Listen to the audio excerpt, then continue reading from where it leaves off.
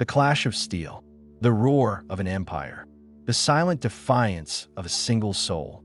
Imagine ancient Rome, towering marble pillars, crimson banners whipping in the wind, soldiers marching in rigid lines under the authority of an emperor who claimed divine power.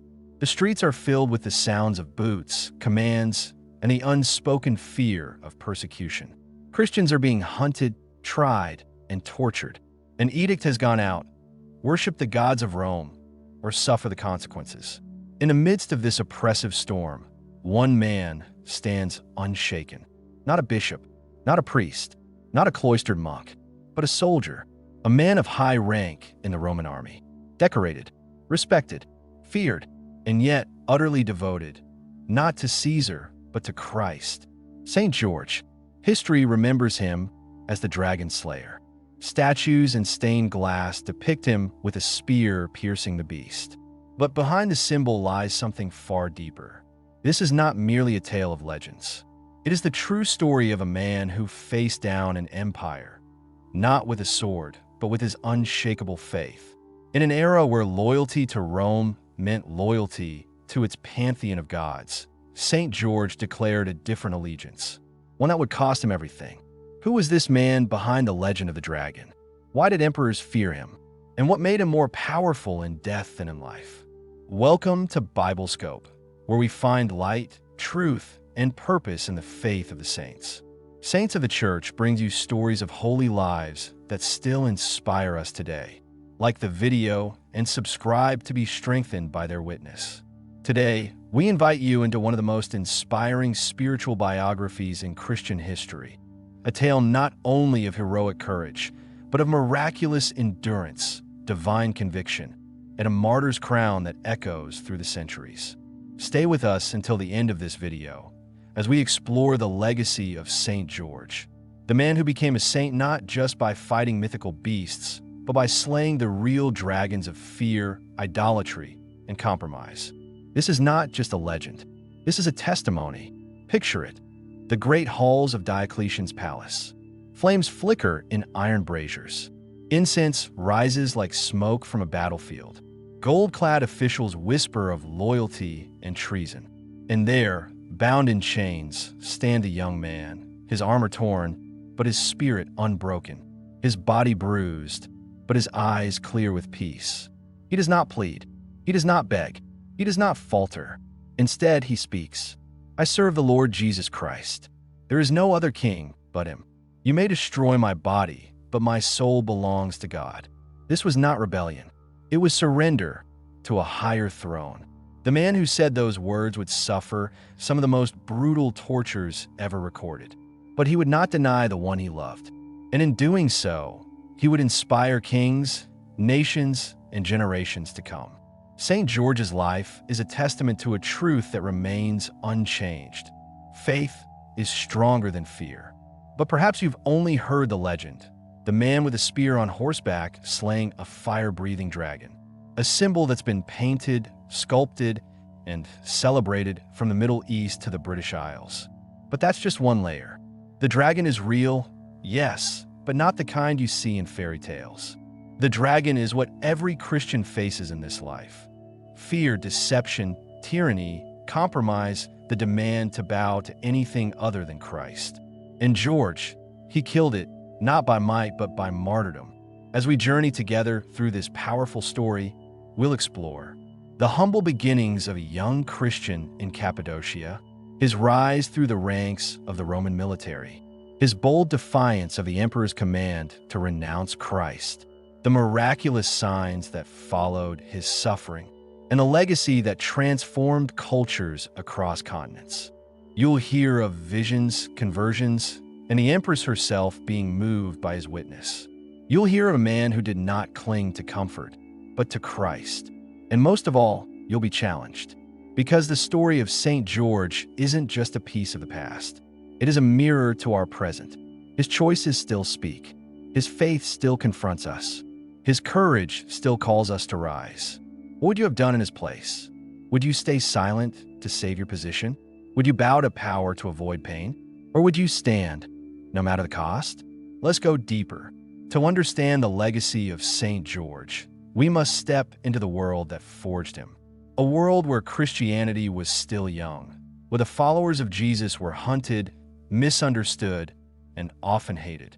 The Roman Empire was at its height, a machine of glory and blood, control and conquest. Religion was political. To deny the Roman gods was to deny Rome itself.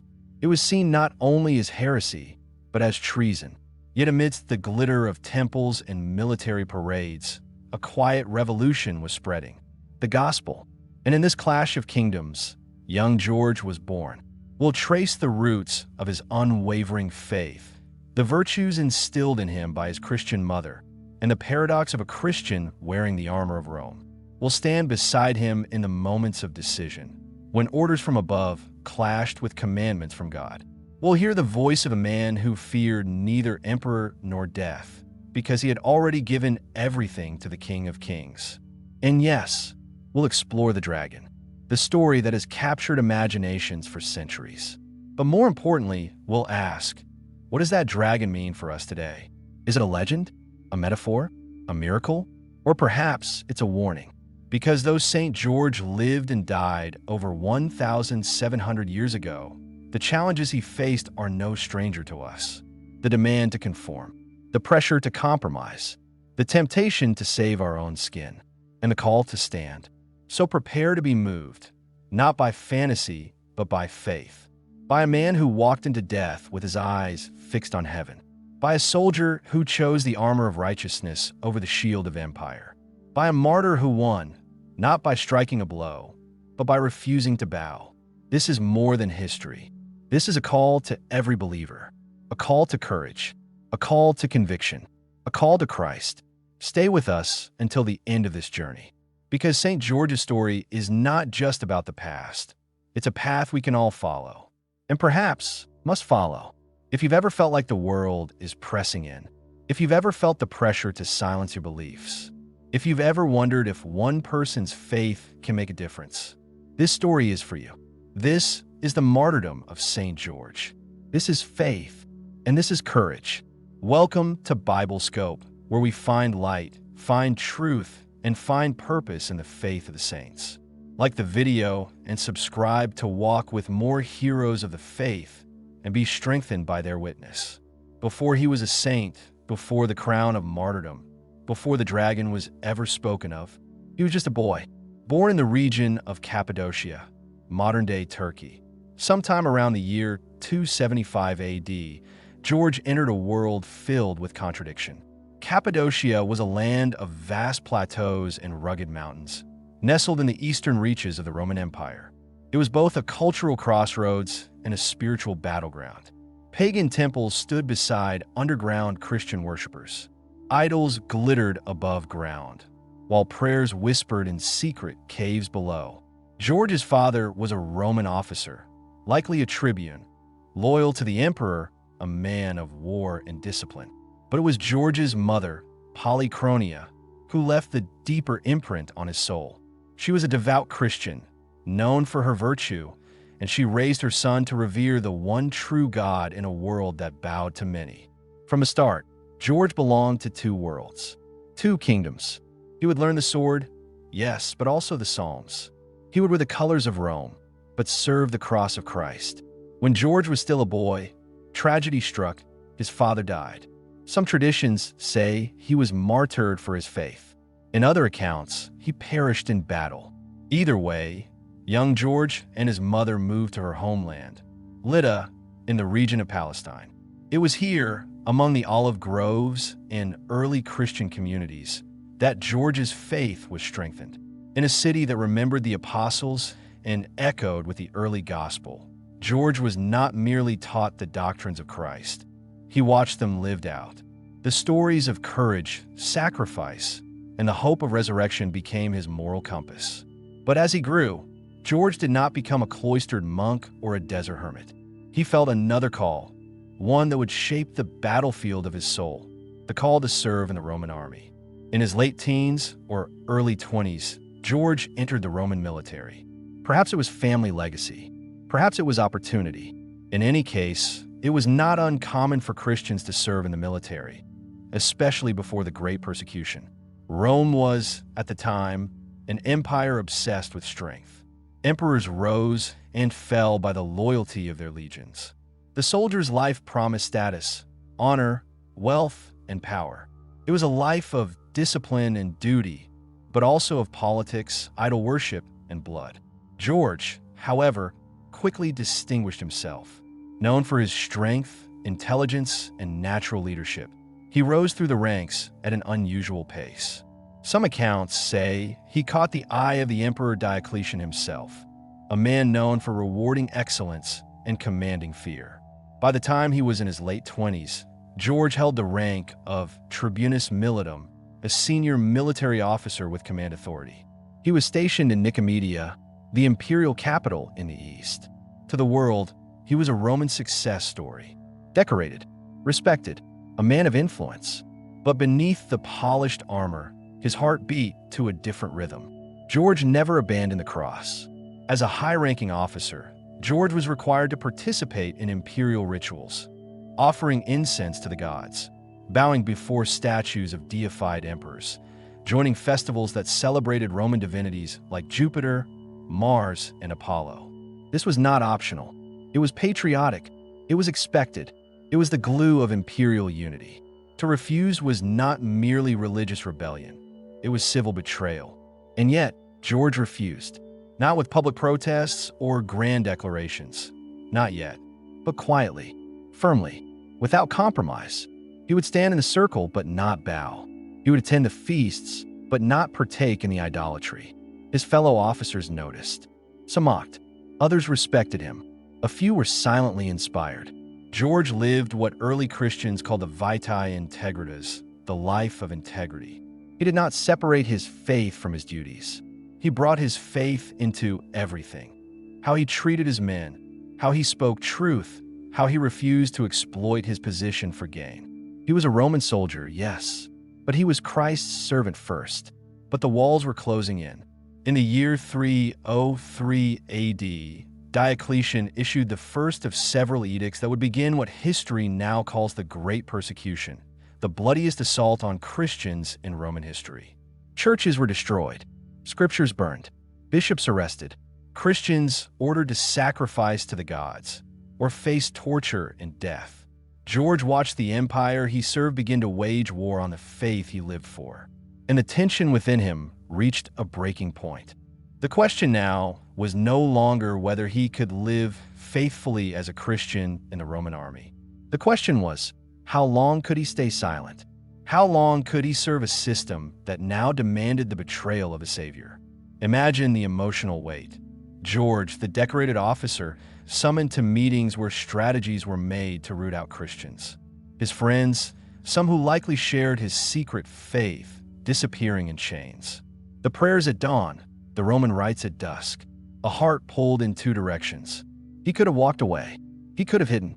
He could have kept his faith private, stayed in position, and simply prayed in his heart while bowing to the emperor in body. But that was not who he was. St. George's heroism didn't begin with his martyrdom. It began with 1,000 small refusals, quiet acts of courage, a daily decision to serve Christ when it would have been easier to blend in. He lived with integrity when no one was watching. And in doing so, he laid the foundation for his greatest act of witness yet to come. George was a soldier of two kingdoms, but he knew he could not serve both forever. Jesus had said it plainly, no man can serve two masters. The empire demanded worship of Caesar. The gospel demanded worship of Christ. Rome said, "Hail Caesar, Son of God." But George knew there was only one Son of God, and he wore a crown of thorns, not gold. And so the moment came. History records that George, seeing the growing persecution and hearing of the latest edict against Christians, made a decision that would define eternity. He sold everything he had, distributed his wealth to the poor, dressed himself in plain garments, and entered the imperial court, not as a soldier begging for clemency, but as a Christian confessing his faith. He stood before the emperor, not with a sword, but with a soul on fire.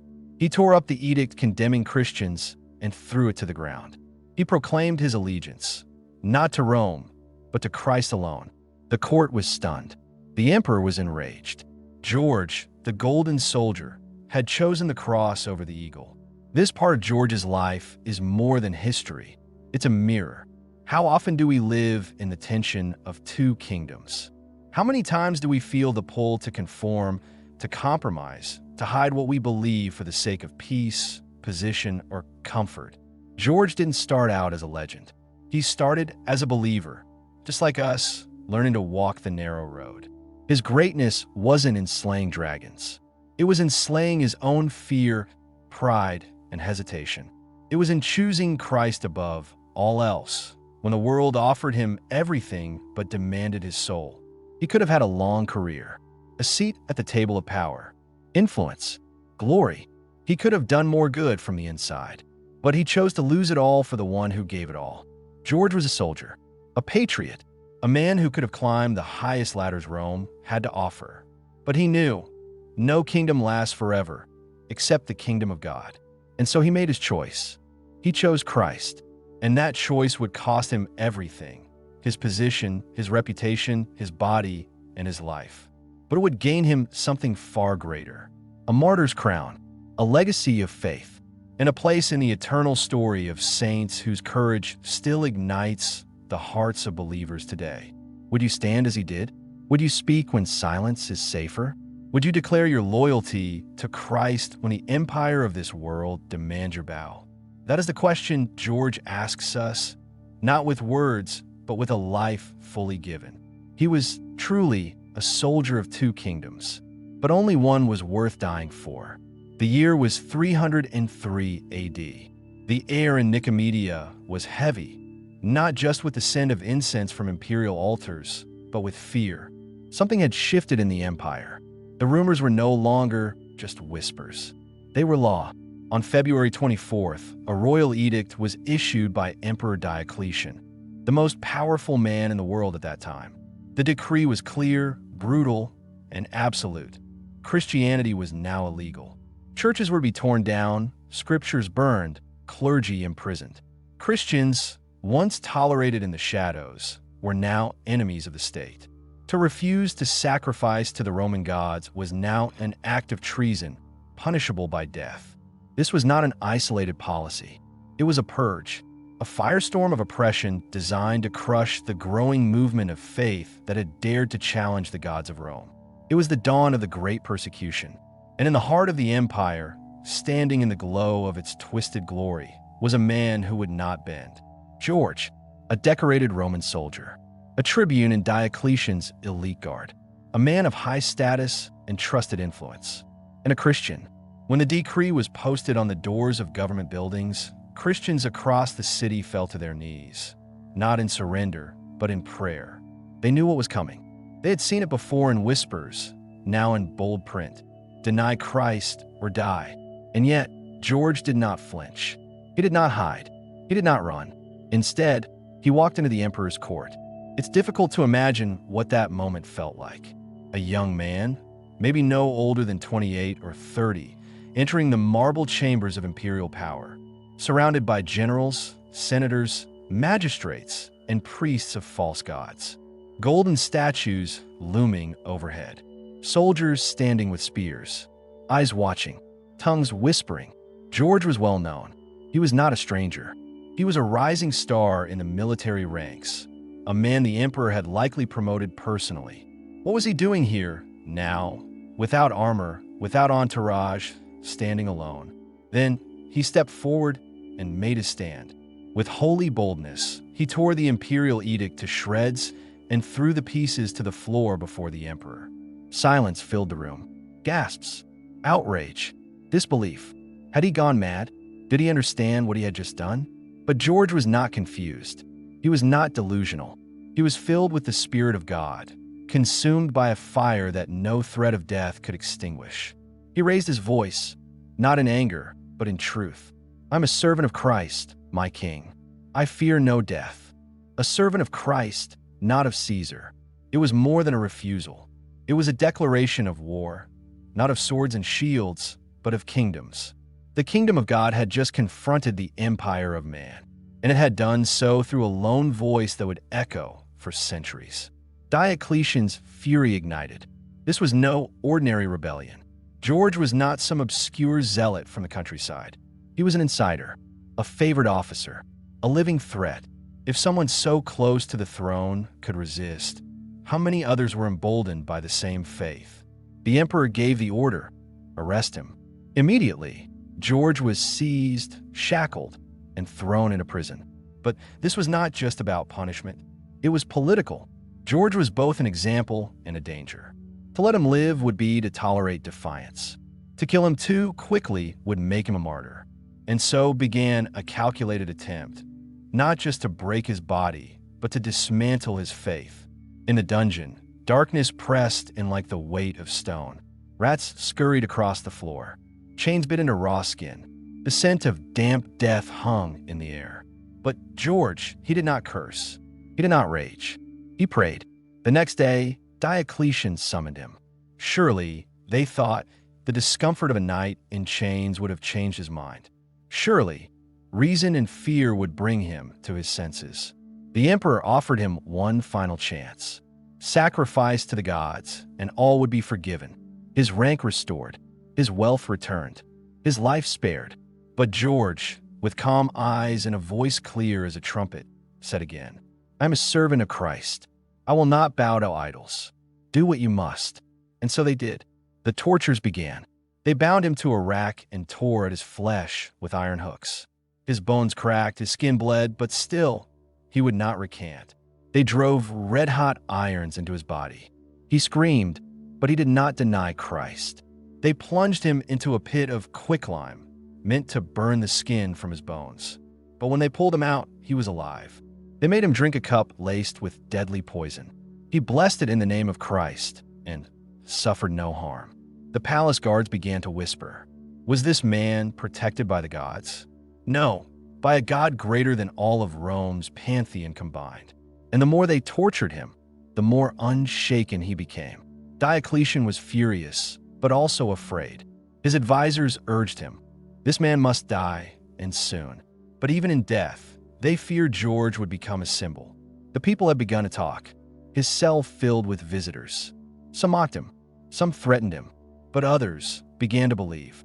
One of the greatest miracles of this period was not merely George's endurance, but the conversions that followed. Some say his jailers came to Christ.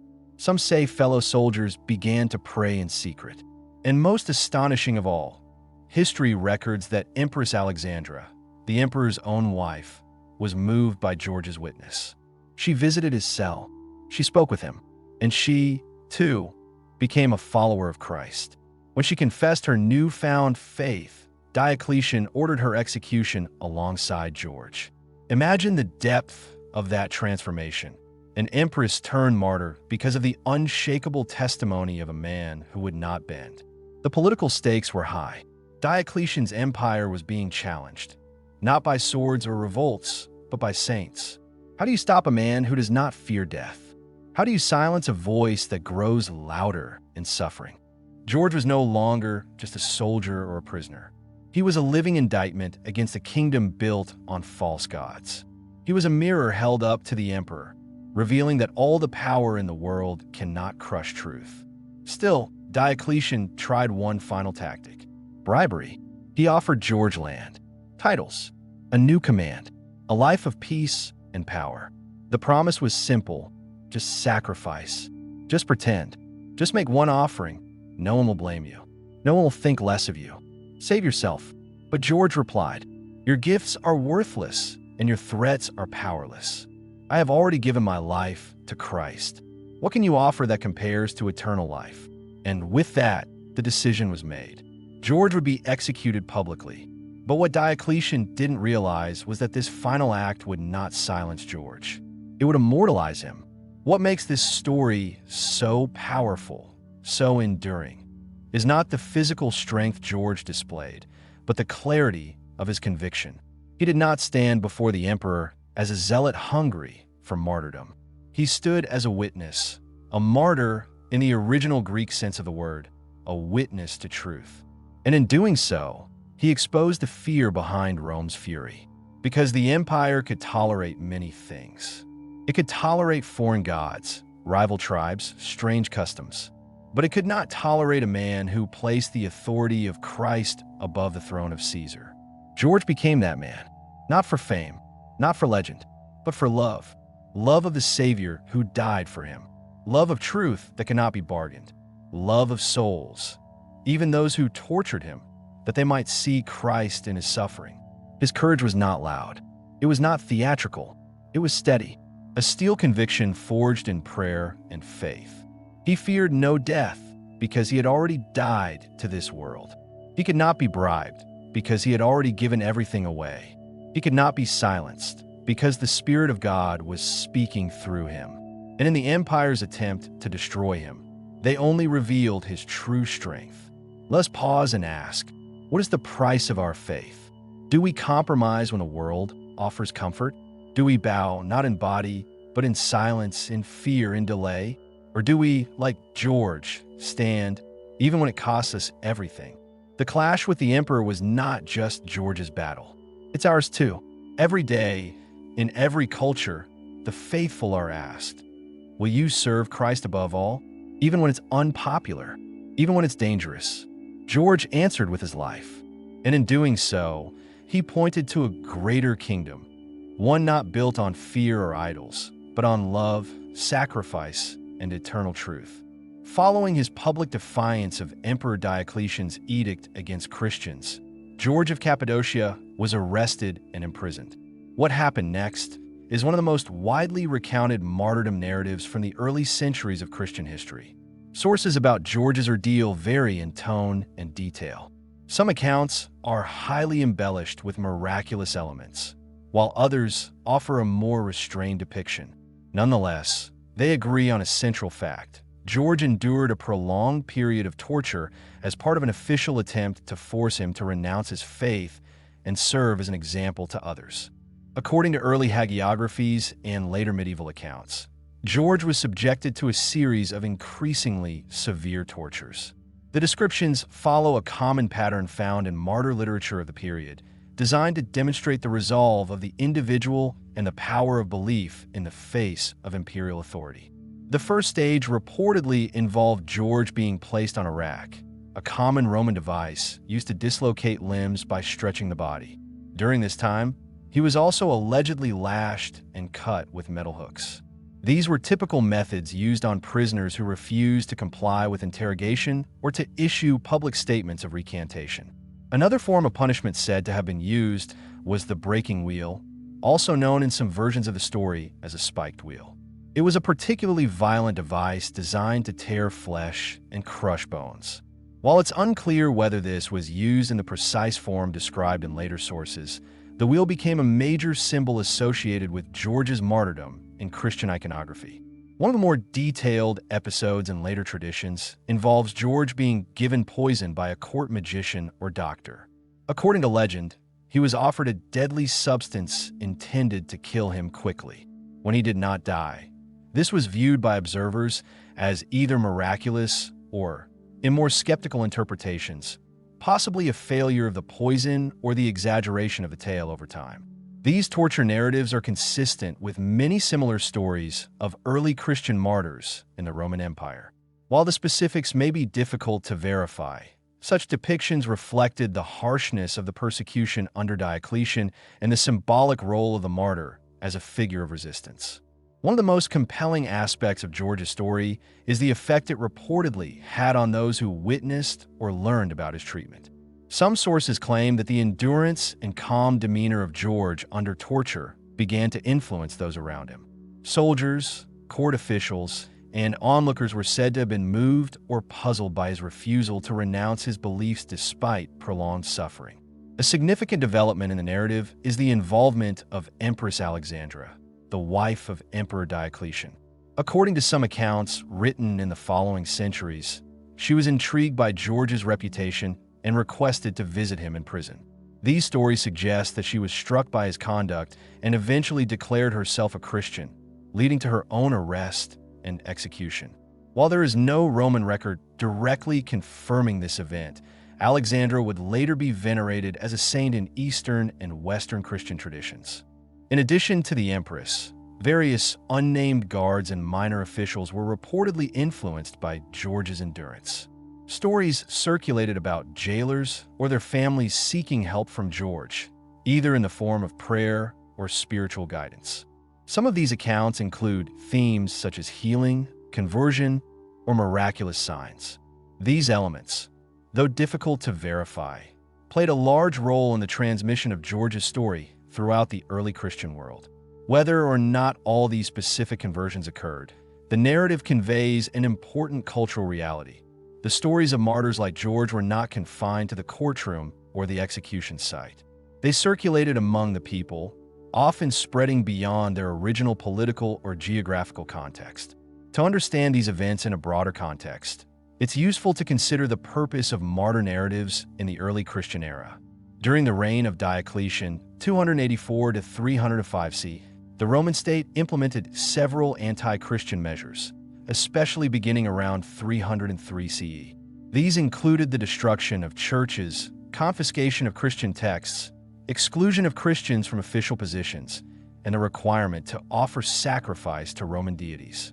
Refusal to comply was treated as a civic and political offense, not just a religious one. The state viewed such acts as a threat to public order and imperial authority. Those who defied the edicts faced arrest, torture, and sometimes execution. In this environment, individuals who chose to endure persecution rather than comply became symbols within Christian communities. Their stories served to inspire resilience and identity, and over time, they were collected and preserved in liturgical calendars, local traditions, and eventually written hagiographies. The account of George, whether in its earliest or more elaborated form, reflects these dynamics. His social status as a military officer gave his actions additional symbolic weight. A soldier who refused to obey an imperial order sent a particularly strong message during a time when loyalty to the empire was closely tied to religious conformity. George's time in prison plays a central role in his story. These periods were not merely places of waiting. They were seen by early Christian authors as opportunities for spiritual and moral testimony. The prison cell, in many such stories, becomes a place of dialogue between the martyr and various figures: family members, friends, officials, or unexpected visitors. In George's case, the prison scenes often involve moments of endurance, prayer, conversation, and the presence of witnesses who would go on to share or record what they saw. It is during this phase of his story that much of George's symbolic power takes shape, not only as a victim of persecution, but as a person who influences others by his personal conduct under duress. These details, whether drawn from historical observation or developed in storytelling tradition, reveal the importance of the martyr figure in early Christian culture, not only as someone who dies for belief, but as someone who lives out that belief in conditions of hardship. It's worth noting that the story of St. George exists in multiple versions, often shaped by regional traditions and theological goals.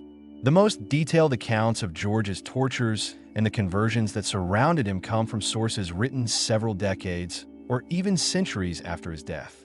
These include the Passio Georgii, a Latin version circulated in the West, and various Greek and Eastern texts with local variations. Over time, as George's cult grew, especially during the Middle Ages, many of these details were expanded or blended with legendary elements, including the now famous dragon story, which is a later medieval development and unrelated to the early martyrdom narrative. Historians continue to debate the degree to which George's story reflects an individual historical figure or a composite of several martyr traditions. Nevertheless, his story had a profound influence on Christian literature, iconography, and popular devotion across many cultures. The phase of George's life, traditionally referred to as his torture and imprisonment, occupies a central place in his legacy. Whether examined as historical fact, spiritual symbolism, or cultural narrative, this period represents a moment where individual conviction met imperial authority in direct conflict. Accounts of his endurance, his effect on others, including figures like Empress Alexandra, and his refusal to compromise offer insights into how martyrdom was remembered and transmitted in the ancient world. While the more miraculous aspects of his story are open to interpretation and may reflect literary conventions of the time, the larger narrative continues to hold value in the study of early Christian identity, Roman legal culture, and the power of personal conviction in the face of state power. By the time George's physical strength began to give way under the weight of extended imprisonment and torture, the Roman authorities had reached a clear conclusion. His defiance would not end, and his influence was spreading. What had begun as a disciplinary act to suppress Christian resistance had now become something much larger. The prolonged and public nature of George's ordeal had not subdued him. It had transformed him into a figure of growing symbolic importance among both supporters and skeptics. According to early Christian sources, when all other methods failed to break his conviction, Emperor Diocletian issued a final order. George was to be executed. The sentence was death by beheading, one of the more common methods of execution for Roman citizens. Unlike crucifixion, which was used on slaves and non-citizens, beheading was considered a relatively honorable form of capital punishment. For George, it would be the last chapter in a trial that had spanned weeks or even months. In the final phase of his life, George was reportedly given one more opportunity to recant his faith and offer sacrifice to the Roman gods. This was not uncommon in Roman judicial processes. Officials would often provide multiple opportunities for accused individuals to demonstrate loyalty to the state religion, thereby avoiding execution. However, according to the sources, many of which were written in the 4th and 5th centuries, George again refused. His stance remained unchanged from the moment of his arrest. He would not renounce his belief in Christ, even at the cost of his life. While the exact words of this final exchange are unknown, some versions of the account include a paraphrased response in which George is reported to have said, "I have served my king on earth, but I serve a higher king in heaven."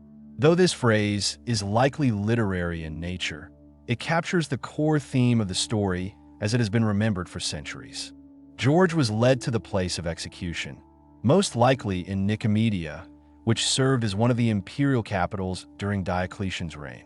There is no surviving Roman record of the exact location or method, but most traditional sources indicate that the beheading took place in public, in keeping with Roman practice for notable prisoners or public warnings. The moment of execution, as described in hagiographic sources, is often framed as one of calm and dignity.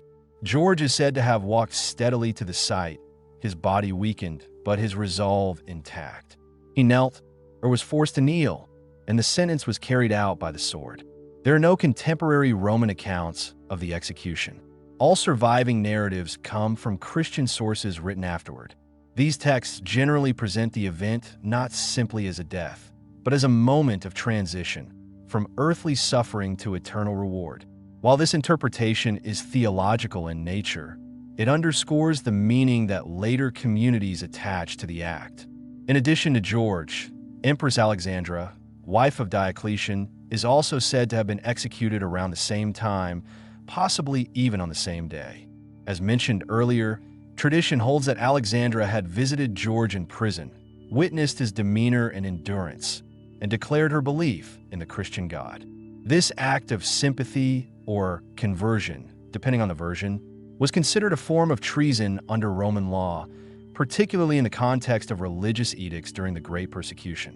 Some versions of the story claim that Alexandra died at George's side.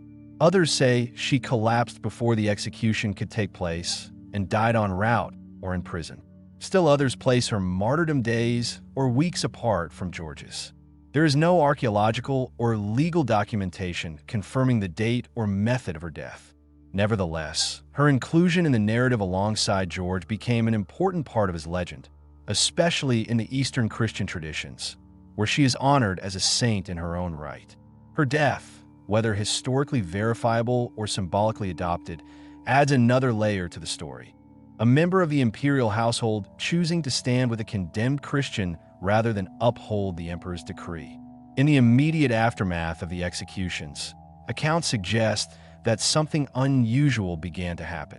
The intended effect of the punishment had been to restore order and deter defiance. Yet among some segments of the population, George's death produced the opposite reaction. Far from silencing dissent, it sparked curiosity, sympathy, and in some cases, conversion. In various cities of the Roman Empire, the stories of George's suffering and death began to circulate, first orally and later in written form. Local Christian communities preserved and retold the account as an example of unwavering faith, courage under persecution, and the cost of conscience. Historians point out that martyrdom narratives functioned as more than religious storytelling. They also offered a form of social resistance, a way for marginalized communities to assert their identity, values, and sense of moral legitimacy in the face of dominant political power. The figure of George became a kind of archetype, a military man who chose principle over position, faith over fear, and death over dishonor. Whether or not all the details of his martyrdom can be confirmed, the story captured something powerful about the historical moment in which it emerged. George's death highlights a recurring paradox found throughout the history of religious and political persecution. The act of suppressing an individual can, in some cases, magnify their message. In attempting to extinguish the influence of one defiant officer, the Roman state unintentionally elevated him to lasting significance. Over the centuries, George would be remembered not primarily for his military achievements, but for his death. This is not unique to George. Many figures in early Christianity, Judaism, and other belief systems have been similarly immortalized through death, where the loss of life becomes a platform for meaning, resistance, or cultural memory. What's particularly notable in George's case is the way his story spread across regions and traditions. Within a few centuries, he would be honored not just in the Eastern Roman, Byzantine Empire, but in the Western Church, in Coptic Egypt, Ethiopia, Armenia, and eventually throughout Europe, where he would become one of the most venerated saints in the medieval world. This expansive influence began here, with a death meant to silence, and a public that chose instead to remember. From a strictly historical perspective, it is difficult to separate fact from tradition in the final days of George's life. The earliest written sources about his martyrdom date from the late 4th to early 5th century, several generations after his reported death in the early 300 CE. There are no Roman court records or imperial decrees mentioning George directly by name. However, this is not unusual. Many Christian martyrdoms were not documented by the state, especially during mass persecutions. What we do have is a steady tradition preserved across different languages and cultures that affirm the existence of a Christian soldier named George who was executed for refusing to renounce his faith. Over time, his story was elaborated upon, serving both spiritual and cultural functions. From a historical viewpoint, George's martyrdom can be understood in two ways: as an individual event that reflects the tension between religious minorities and the Roman state during the Diocletian persecution, and as a symbolic narrative that took on broader significance for Christian communities across time and geography. It is this dual nature, part biography, part legend, that has allowed the story to remain relevant and adaptable for centuries. The events surrounding George's execution mark the conclusion of his earthly life, but also the beginning of his posthumous influence. Almost immediately after his death, stories began to attribute miraculous elements to his memory, such as healings at his tomb, visions of his figure in battle, or conversions among those who learned of his life. Whether interpreted literally or metaphorically, these accounts suggest a larger truth about the nature of legacy, that in some cases, a person's most lasting impact may come after death, as their story is retold, reinterpreted, and remembered by successive generations. George's execution did not end his influence. It initiated it. The story of St. George did not end with his martyrdom. On the contrary, the life and death of this soldier martyr sparked a remarkable legacy that stretched far beyond the boundaries of the Roman Empire. Over the centuries, George's name, image, and story traveled across continents and cultures, becoming one of the most widely venerated in both Eastern and Western Christendom. Following the period of intense Christian persecution in the early 4th century, the gradual acceptance and eventual dominance of Christianity within the Roman Empire created fertile ground for the veneration of martyrs like George. As the Church gained official status under Emperor Constantine and beyond, the stories of saints, including those who had suffered under previous persecutions, became powerful symbols of faith and resilience. St. George's cult emerged first in the Eastern Mediterranean region, especially in Palestine, Cappadocia, modern-day Turkey, and parts of Syria. These areas, rich in early Christian communities, preserved oral and written traditions of George's life and martyrdom. Pilgrimages to places associated with his death and relics began to take shape, though the historicity of such relics is debated by scholars. The Byzantine Empire, which succeeded the Eastern Roman Empire, played a significant role in spreading George's veneration throughout the Eastern Orthodox world. His image often appeared in icons, frescoes, and mosaics, frequently depicted as a soldier on horseback, slaying a dragon, an image that would later become central to his legend. Meanwhile, to the west, George's popularity grew somewhat later, but no less profoundly. By the 9th and 10th centuries, his cult had crossed into Europe, aided by the Crusades. Western knights and soldiers admired George as a model of courage and martial virtue aligned with Christian values. His reputation as a protector of soldiers and those facing danger spread throughout the Latin Church.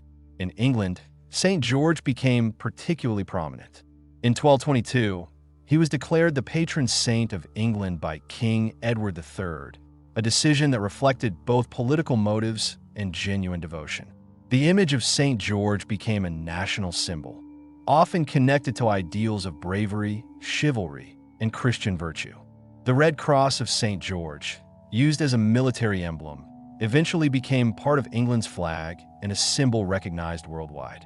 This east-west diffusion of veneration is a testament to how a historical figure, rooted in a specific time and place, can evolve into a universal symbol crossing cultural and geographical boundaries. Perhaps the most enduring and recognizable element of St. George's legacy is the legend of the dragon. This story, which became popularized in medieval Europe, depicts George as a heroic knight who confronts and slays a monstrous dragon that terrorizes a town and demands human sacrifices. From a historical perspective, the dragon tale did not appear in the earliest accounts of George's life and martyrdom. It is widely accepted that this legend developed centuries later, becoming intertwined with his story as a metaphor for the struggle between good and evil, faith and fear, or Christianity and paganism. Scholars suggest the dragon could symbolize a variety of threats. The dragon as paganism. The creature represents the oppressive pagan beliefs and practices that early Christians like George resisted. The dragon as fear or tyranny. The beast embodies the dangers of fear, corruption, and moral compromise that threaten both individuals and societies. The dragon as personal or spiritual struggle. The story can be seen as an allegory for overcoming inner darkness through faith and courage. In some versions of the legend, the dragon lives in a lake or cave, demanding regular human sacrifices, and George's victory over the beast frees the people from oppression. This victory is often depicted as leading to mass conversions to Christianity. While there is no historical evidence that George actually fought a literal dragon, the story's symbolic power has been immense. It helped to frame his life not only as a martyrdom, but also as an active conquest of evil in the world, a theme that resonated deeply in medieval Christian culture and beyond. Beyond the dragon's mythic imagery, St. George's true victory was over something more intangible but equally real: the forces of fear, compromise, and evil that sought to silence faithful witness. His life and death embodied resistance to the cultural and political pressures of his time.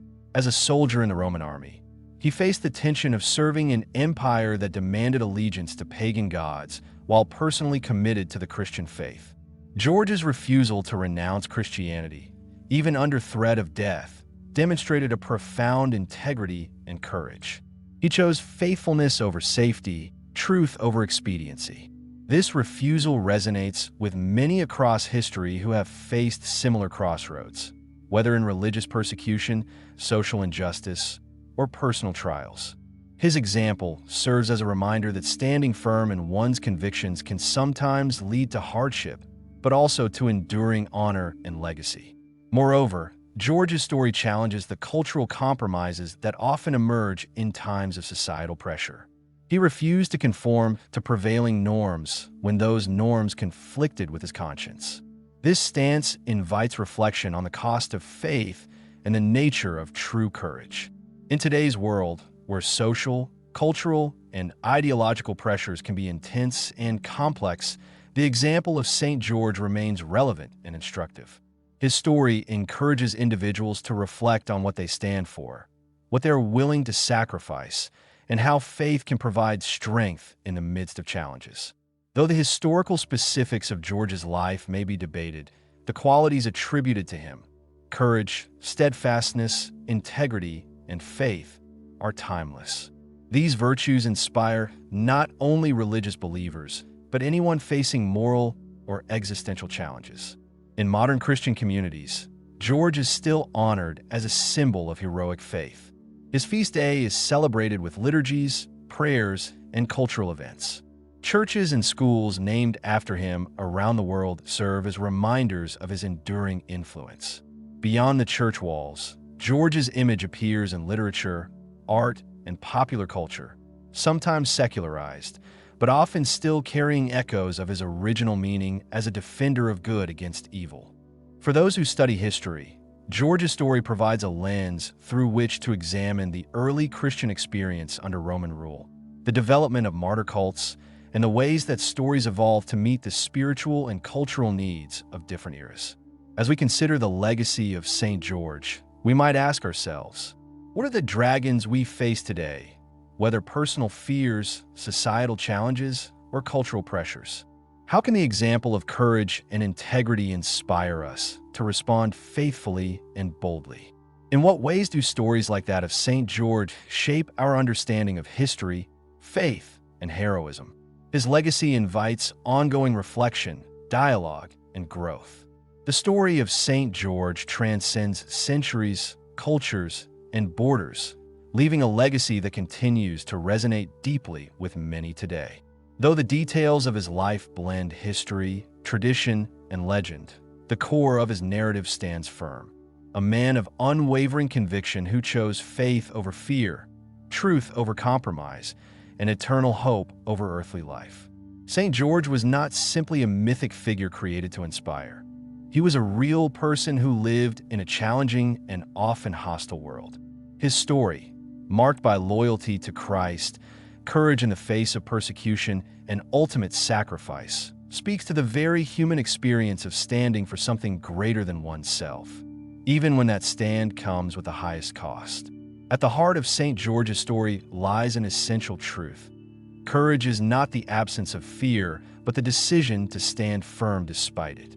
He faced the overwhelming power of the Roman Empire and its demands for conformity. He confronted emperors, endured brutal tortures, and ultimately accepted death rather than renounce the faith he held sacred. This courage was not for personal glory or earthly reward. Rather, it was grounded in an unshakable belief in a higher kingdom and a divine truth. His life reminds us that the willingness to die for one's convictions marks the deepest testimony of faith and integrity. George's courage shines across the centuries like a beacon, illuminating a path for those who seek to live authentically and faithfully in their own time. It invites us to ask difficult questions about our own commitments, values, and the causes we choose to champion. What does it mean to stand for something in today's world? How often do we face pressures, whether social, cultural, or personal, that challenge our beliefs, our morals, or our sense of identity? St. George's story poses a timeless question to each of us. What are you willing to stand for, even if it costs you everything? This is not an easy question. It asks us to consider what we truly value. It challenges us to examine the foundations of our faith or principles and to reflect on the sacrifices we might be called to make in their defense. The courage of St. George encourages us to move beyond mere words or passive belief and to embody conviction with action and resilience. His story is a call to personal integrity, an invitation to live lives marked by consistency between belief and behavior, no matter the cost. St. George is one among many who have shaped the spiritual heritage of Christianity through lives of extraordinary dedication. The saints remind us that holiness is not an unattainable ideal reserved for a select few, but a real possibility available to all who seek to live faithfully. Their lives are testimonies to the power of faith lived fully, through trials, suffering, joy, and sacrifice. They model what it looks like to live out the teachings of Christ in concrete ways. By reflecting on their stories, we gain insight, encouragement, and inspiration. We see that faith is not static or theoretical, but active and transformative. Like St. George, the saints invite us to see our own journeys as part of a larger story, one that calls for courage, love, and endurance. As you reflect on St. George's life and legacy, consider which part of his story resonates most with you. Is it his steadfast faith, his courage to speak truth to power, his endurance through suffering, or perhaps the symbolic power of the dragon as a metaphor for conquering evil? We invite you to like this video and subscribe to Biblescope, where we explore the lives of saints and other biblical stories that inspire faith and purpose. Join us on this journey to discover how these holy lives can strengthen your own faith and encourage you to live boldly. Share your thoughts in the comments below. What part of St. George's story inspires you most? How do you see his example influencing your own life or community? Finally, we leave you with a question that has captivated imaginations for centuries. Was the dragon ever real? Or perhaps the more profound question is the dragon still alive today? The dragon in St. George's legend may never have been a literal creature, but its symbolism remains powerful. It reminds us that evil, fear, temptation, and injustice continue to exist in many forms, whether in personal struggles, societal systems, or cultural pressures. In this sense, the story of St. George is never truly finished. Each generation must face its own dragons and decide whether to fight or flee, to stand firm or compromise. What are the dragons you face in your own life? How might the example of St. George encourage you to confront them with courage, faith, and hope? The story of St. George is more than a tale of ancient martyrdom. It is a living testimony to the power of faith in the face of adversity. It challenges us to consider the meaning of courage, the cost of conviction, and the hope that lies beyond even death. May his example inspire you to stand for truth with bravery and to live a life of integrity, no matter the challenges ahead. Thank you for journeying with us through the life of St. George. We look forward to sharing more stories of faith, courage, and inspiration with you. Remember, courage is not the absence of fear, but the triumph over it. May you find strength in this story and in your own walk of faith.